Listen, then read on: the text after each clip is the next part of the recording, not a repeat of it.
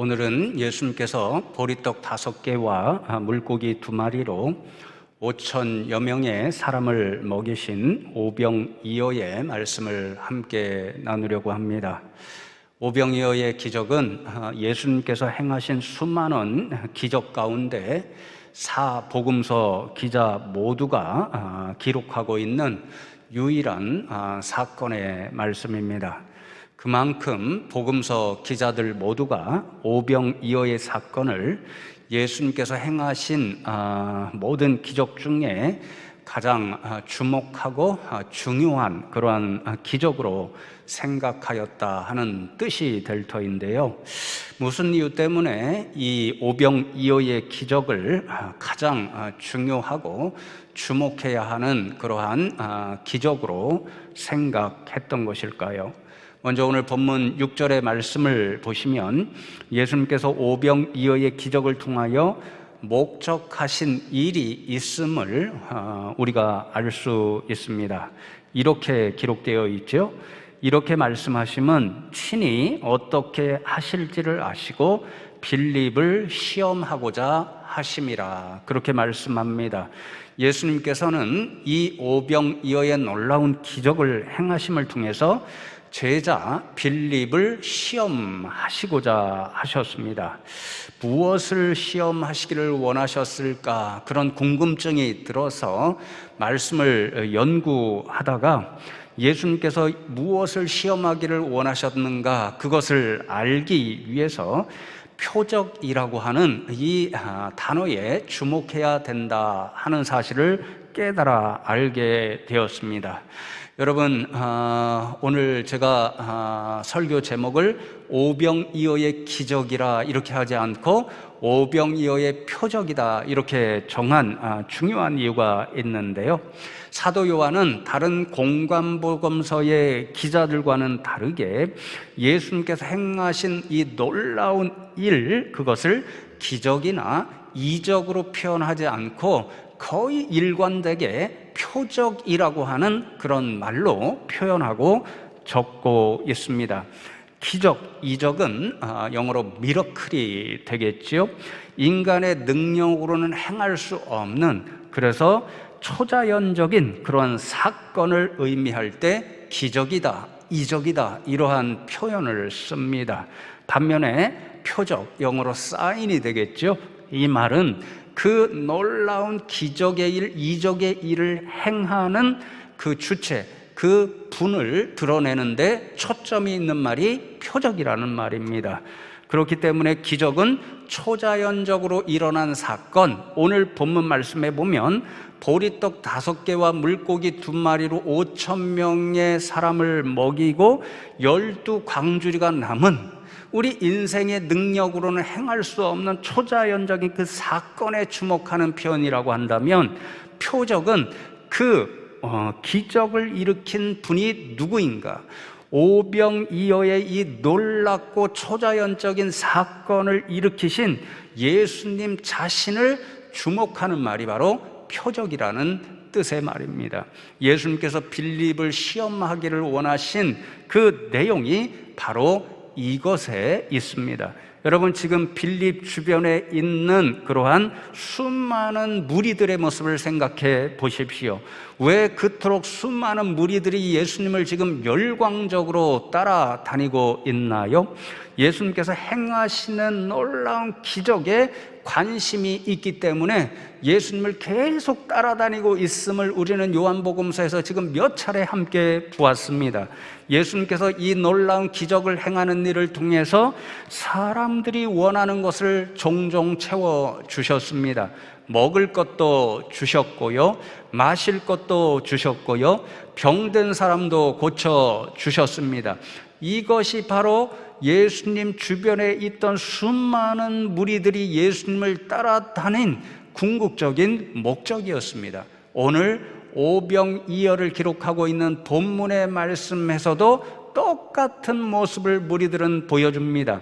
15절 말씀을 보시면요, 그러므로 예수께서 그들이 와서 자기를 억지로 붙들어 임금으로 삼으려는 줄 아시고 다시 혼자 산으로 떠나가시니라 그렇게 말씀합니다. 예수님께서 오병이어의 놀라운 사건을 베풀어 주셨을 때 수많은 무리들이 예수님을 억지로라도 자신들의 왕으로 삼기를 원했습니다. 왜일까요?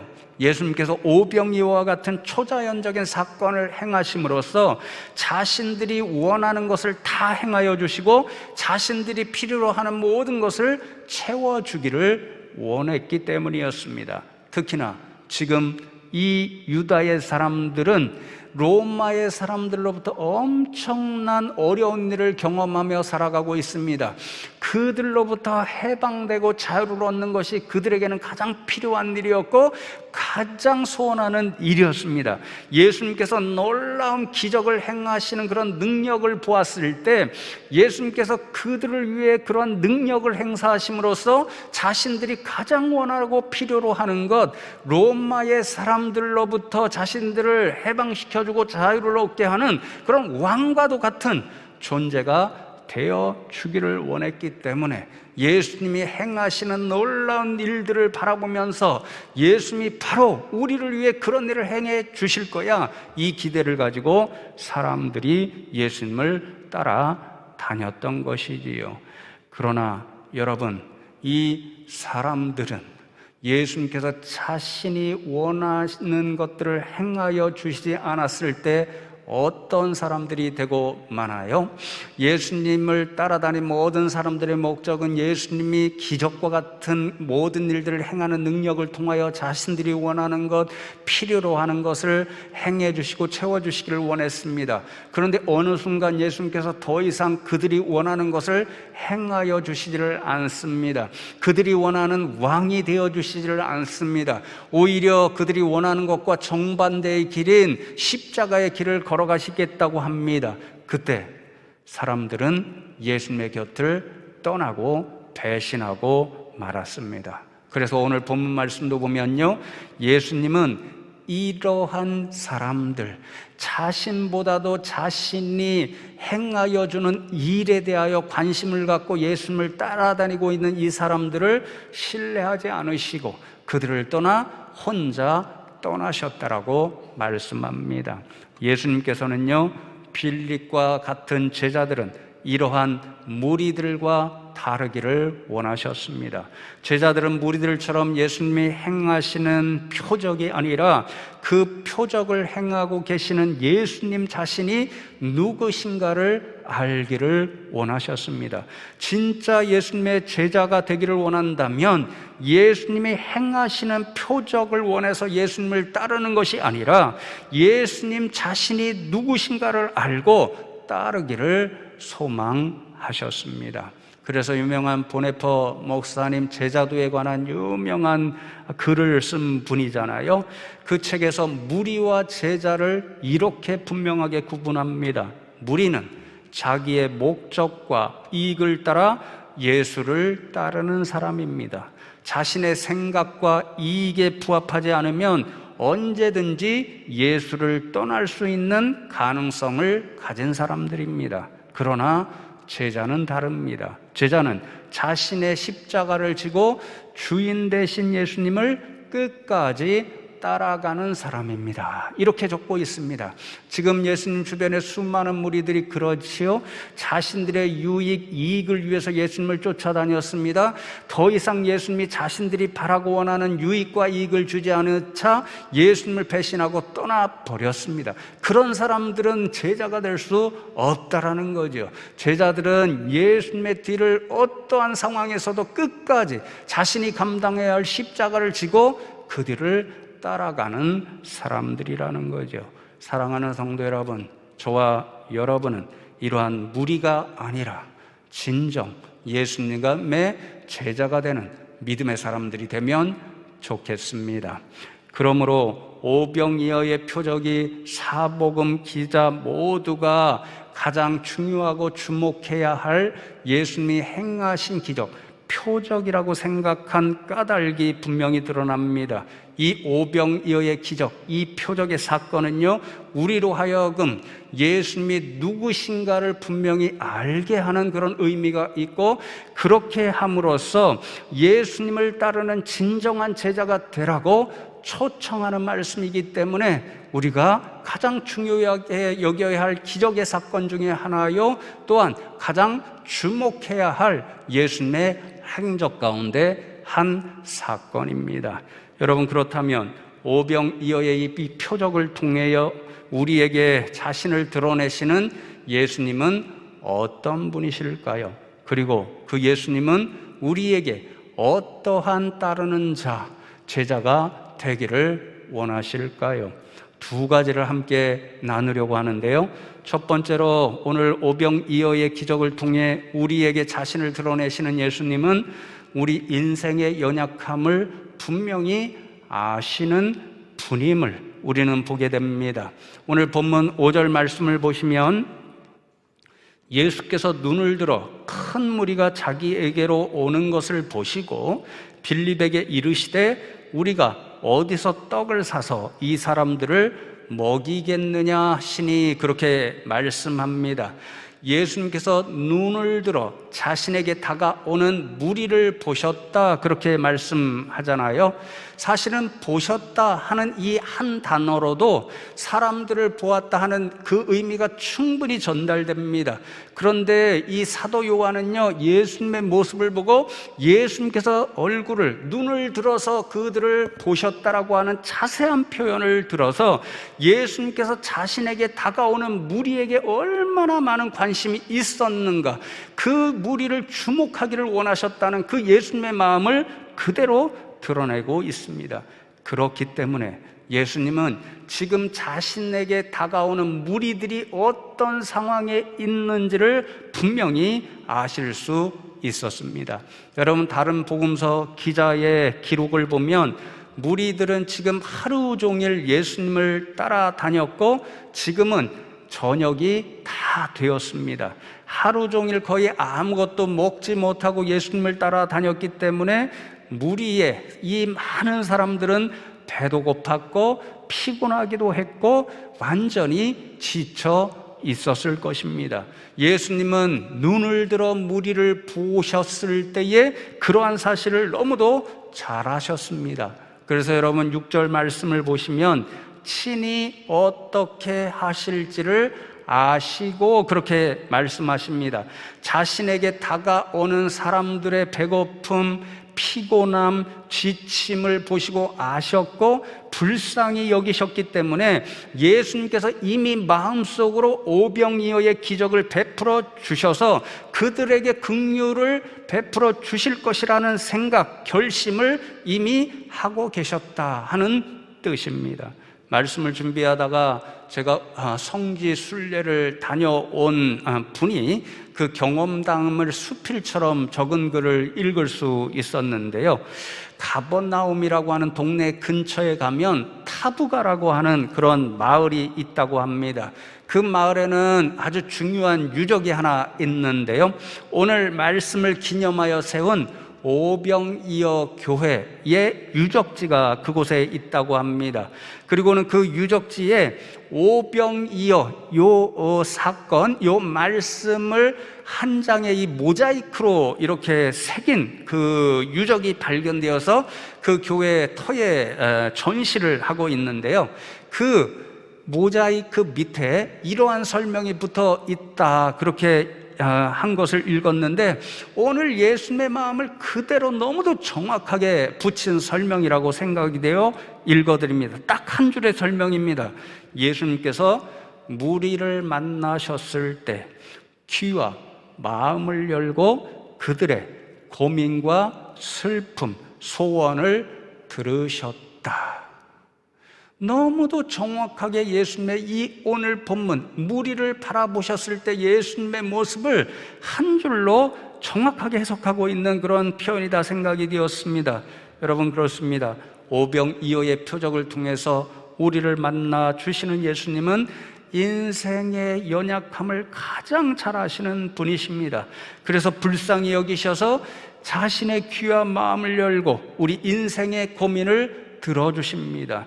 인생의 슬픔도 알아주십니다. 인생의 가장 필요한 그 소원도 기억하여 주십니다. 그래서 오늘 본문처럼 오병이와 같은 기적을 행하셔서 인생을 위해 긍휼을 베풀어 주시는 분, 그분이 바로 우리 예수님이십니다. 그러니 여러분, 오병이어의 기적은요, 예수님께서 자신의 능력, 권능을 자랑하려고 행하신 일이 아니라 연약한 인생을 향한 예수님의 긍휼과 사랑의 표현이었다는 것을 우리는 알게 되는 거지요.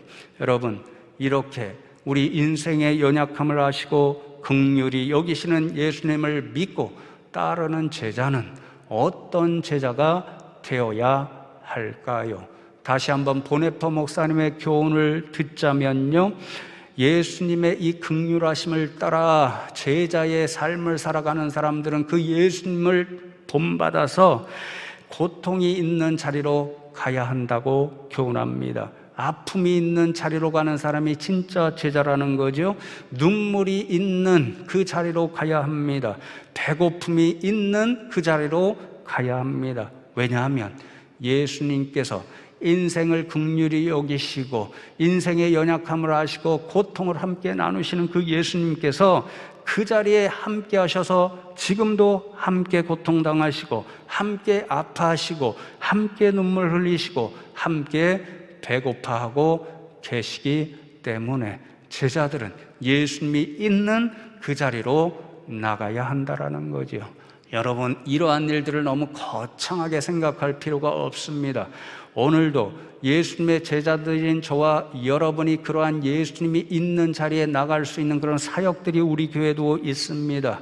예수님의 긍휼히 여기심을 기억하면서 우리 교회가 숭실 세형 장학 사업도 하고 숭실 음식 나누기 운동도 하고 말레이시아 선교 사역도 하고 아프리카 우물 파주기 사역도 하고 있습니다. 저와 여러분이 우리 인생의 연약함을 아시고 불쌍히 여기시고 긍휼히 여기시는 그 예수님, 그 예수님을 닮는 제자들로서 예수님의 뜻을 따라 행하는 이 사역들 늘 위해서 기도해 주시고 함께 동참하시면 저와 여러분들이 예수님의 제자들로 살아갈 수 있을 줄로 믿습니다. 여러분, 두 번째로 오병이어의 사건을 통해서 우리를 만나주시는 예수님은 스스로 생명의 떡이다, 그렇게 말씀합니다. 여러분, 요한복음 6장의 말씀이 상당히 깁니다. 그런데 요한복음 6장의 말씀은 오늘 함께 나누고 있는 오병이어의 표적, 이 말씀으로 시작해서 생명의 떡에 관한 말씀으로 끝이 납니다. 그러니까 오병이어의 표적, 그것이 결론적으로 가리키는 것은 무엇이냐면요, 예수님이 생명의 떡이라는 사실입니다. 예수님 자신이 이것을 친히 말씀해 주시지요. 35절 전반절에 보면 예수께서 이르시되 나는 생명의 떡이니 라고 친히 말씀하시고, 또 48절에도 내가 곧 생명의 떡이니라 그렇게 말씀합니다. 여러분, 생명의 떡이라는 것은요, 생명을 주는 떡, 그래서 이 떡을 먹으면 살게 되는 그런 의미를 가집니다. 그러니까 생명의 떡이신 예수님을 먹는 사람은 생명을 얻고 살게 된다, 이런 뜻이 되겠지요. 왜 예수님은 생명을 주는 그 떡으로 세상에 오신 것일까요? 예수님은 우리 인생의 가장 큰 고통이 죽음의 일이라는 사실을 너무도 잘 아셨기 때문입니다. 여러분, 우리가 오늘 경험하고 있는 코로나 이 현실이 우리 인생에게 가장 두려움을 주고 공포를 주는 것이 바로 죽음이라는 것을 분명하게 교훈하여 줍니다. 말씀을 준비하다가 우연히 코로나19 죽음의 공포가 미국 고용회복의 걸림돌이라는 신문 기사를 읽을 수 있었습니다. 코로나19가 지속되면서 미국 사회에서는 일할 사람을 찾는 일이 점점 더 어려워지고 있다는 것인데요.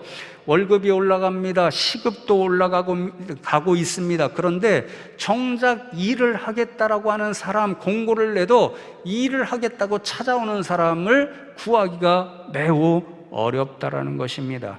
기사에 따르면 이 원인이 코로나가 미국 사회에 가져온 죽음의 공포 때문이라는 것입니다.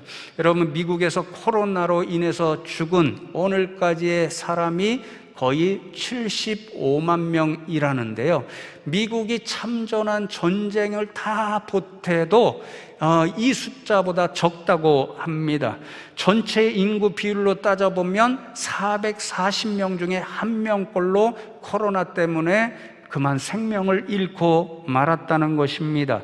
440명이면요, 웬만한큼 이렇게 연결을 하면 자신이 가장 잘 아는 이웃 중에 혹은 친구 중에 심지어는 가족 중에 코로나로 죽어가고 있는 사람을 오늘도 내일도 보게 된다는 것을 의미하지요. 그러니 여러분, 이러한 죽음의 일들을 매일같이 보게 되니까 죽음에 대한 공포 때문에, 그래서 내가 밖에 나가서 일을 하다가 나도 혹시 코로나에 걸려서 죽지 않을까, 이런 공포 때문에 미국에서 일할 수 있는 사람, 일자리가 있어도 이 일을 하는 사람을 구하기가 매우 어렵다라는 거죠. 무엇을 말합니까? 죽음은 인생에게 가장 큰 공포이라는 것을 이러한 사실은 우리들에게 알려줍니다. 하물며 성도 여러분, 육신의 죽음도 우리 인생들을 이렇게 두렵고 공포스럽게 만드는데, 만일 영원한 죽음이 있다면 어떻겠습니까? 영원한 지옥의 세계가 있다면 어떨까요? 그것은 견딜 수 없는 공포의 일이 될 것입니다. 예수님은 이 사실을 분명히 잘 아셨습니다. 그래서 죄로 인해서 영원히 죽을 수밖에 없는 인생들에게 영원한 생명을 주시는 떡으로 세상에 오셨습니다. 생명의 떡이 되시는 예수님을 먹는 사람이면 누구나 이 죽음의 공포에서 벗어나 생명의 기쁨을 얻을 수 있습니다. 그렇다면 어떻게 생명의 떡이 되시는 그 예수님을 먹고 영원한 생명을 얻을 수 있을까요? 성경 말씀은 오직 한 가지 방법, 믿음밖에 없다, 그렇게 교훈합니다. 예수님이 생명의 떡이 되신다는 사실을 믿으면 우리는 예수님이 주시는 생명을 얻고 영원히 살 수 있습니다. 죽음의 고통으로부터 벗어나 영원토록 생명의 기쁨을 맛보며 살아가게 됩니다. 그러므로 여러분, 오늘 요한복음 6장은요 정말 기가 막힌 그런 결론으로 끝이 납니다. 제자는 어떤 사람인가? 예수님께서 생명의 떡이 되심을 믿는 믿음의 사람이라고 결론 내려줍니다. 66절로 69절까지의 말씀을 보시면요, 그때부터 그의 제자 중에서 많은 사람이 떠나가고 다시 그와 함께 다니지 아니하더라. 예수께서 12 제자에게 이르시되 너희도 가려느냐? 시몬 베드로가 대답하되 주여, 영생의 말씀이 주께 있사오니 우리가 누구에게로 가오리이까? 우리가 주는 하나님의 거룩하신 자이신 줄 믿고 알았사옵나이다. 이렇게 말씀합니다. 예수님께서 자신이 생명의 떡이라고 말씀하시자 예수님을 따라다니던 수많은 무리들이 예수님을 떠나고 말았습니다. 심지어는 예수님의 제자라고 자처하면서 계속해서 예수님을 따라다니던 제자들 중에 많은 사람도 예수님을 떠나서 다시는 예수님과 함께하지 않았습니다. 왜냐하면 예수님이 생명의 떡이라는 말씀, 그 사실은 받아들일 수 없고 이해하기 어렵고 믿지 못하였기 때문에 그들은 예수님을 떠나고 말았습니다. 그렇게 무리들과 제자들 중에 수많은 사람들까지도 떠나는 것을 보시고 예수님께서 남아있는 몇 되지 않는 제자들에게도 묻습니다. 너희도 저들처럼 떠나려느냐? 너희도 내가 생명의 떡인 것을 이해하지 못하고 믿지 못하기 때문에 내 곁을 떠나려느냐? 그렇게 물으셨습니다. 그때 베드로가 대답하지요. 아닙니다, 예수님. 저희는 예수님께서 하나님의 거룩하신 자, 생명의 떡이 되시는 하나님의 아들 그리스도임을 믿고 알기 때문에 결단코 예수님 곁을 떠나지 않겠습니다. 이렇게 고백합니다. 사랑하는 성도 여러분, 그렇습니다.